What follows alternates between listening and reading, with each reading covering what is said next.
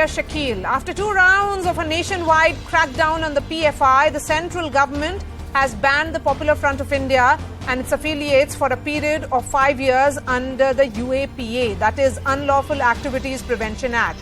From the top leadership to ground level workers, over 300 PFI workers have been arrested, and the MHA has empowered state and union territory governments to take action against the funding operations linked to the outfit and its affiliates. The centre has also asked state governments to take possession and seal the properties of the PFI and associated organizations.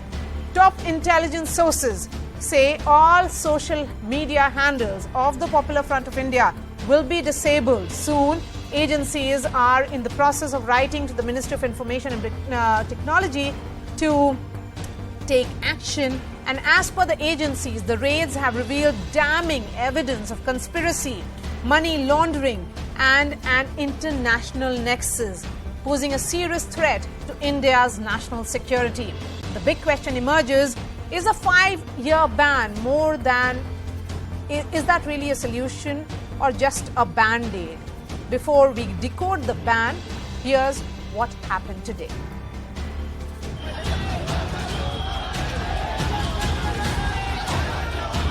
After 2 rounds of intensive raids and more than 300 arrests, it finally happened. The centre banned the Popular Front of India and its associates for 5 years under the Unlawful Activities Prevention Act. Listing the reasons behind the ban, the Home Ministry's notification stated that PFI is involved in several criminal and terror cases and shows sheer disrespect towards the constitutional authority. With funds and ideological support from outside, it has become a major threat to the internal security of the country. And investigations in various cases have revealed that the PFI and its cadre have repeatedly engaged in violent and subversive acts. निश्चित रूप से लंबे समय से जांच चल रही थी, कुछ ना कुछ ऐसा मिला है जो उनकी गतिविधियों को संदिग्ध बनाता है. With PFI being declared an unlawful organisation, their properties could be attached and activities of their members could be deemed illegal. Where right now in the Benson town, where happens to be the PFI state head office here, are leaders across the state and from also outside the state. So they used to come and visit this organization. A team of police officials have managed to reach over here. They are inspecting this entire site, just making sure that no untoward incident happens over here. And that is the reason why a team of police officials have just arrived. The ban was welcomed by most state governments. This is a very, very welcoming move. PFI and CFI create the fertile ground. Al-Qaeda Indian subcontinent can recruit it. जो minorities है उसमें घुसकर वहाँ पर unrest निर्माण करना, वहाँ पर इंडोक्ट्रिनेशन करना, फंडिंग की भी अपनी व्यवस्था की है, छोटे छोटे अकाउंट निकालकर उसके माध्यम से किसी के ध्यान में ना आए इस प्रकार से ये टेरर फंडिंग कर रहे थे. But politics wasn't far behind, with many opposition leaders questioning the move. Every Muslim youth will now be arrested with a PFI pamphlet under India's black law UAPA. How come PFI is banned but organizations associated with convicts of Khaja Ajmeri bomb blast are not? Why has government not banned right-wing majoritarian organizations? Bans really have not worked in the past. The same people can work with a different name in a different organization. Earlier RSS were banned thrice. Has it stopped them? For several years now, PFI has been one of the biggest threats to India. Their members chopped the hand of a college professor in Kerala. They've been behind cold-blooded murders of right-wing members and obtained explosives to target prominent people and places.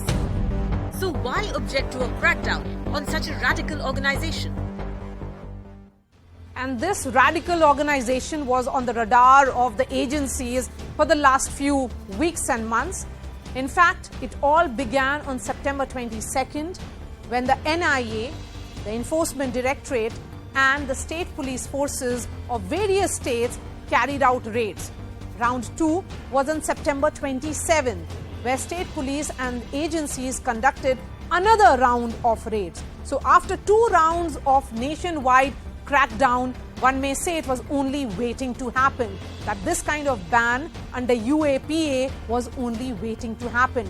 Round 1 saw PFI leaders and their offices raided in 13 states, while round 2, that happened on 27th, saw raids in 8 states, and all of them were BJP-ruled states. In round 1, the raids saw the arrest of important leaders of the PFI, including their spokespersons, while over 200 PFI workers were arrested in the morning raids that took place on September 27th. So what led to the raids? This is what top government sources have told CNN News 18. First, there was a secret agenda to radicalize society. And the implications of that was evident. We had seen those protests in favor of hijab that played out in Karnataka, which was led by the Campus Front of India, an association which has already been banned along with the PFI.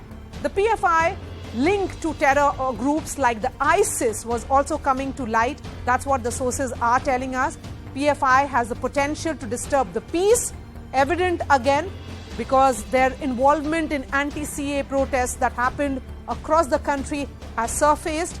PFI also indulged in illegal activities is what sources are telling us as well. And reason 5, PFI's operations are prejudicial to the security of India. That's what the sources in the investigating agencies are telling CNN News 18. And now the ball is in the court of various state governments to ensure that as far as the ban is concerned is implemented in letter and spirit.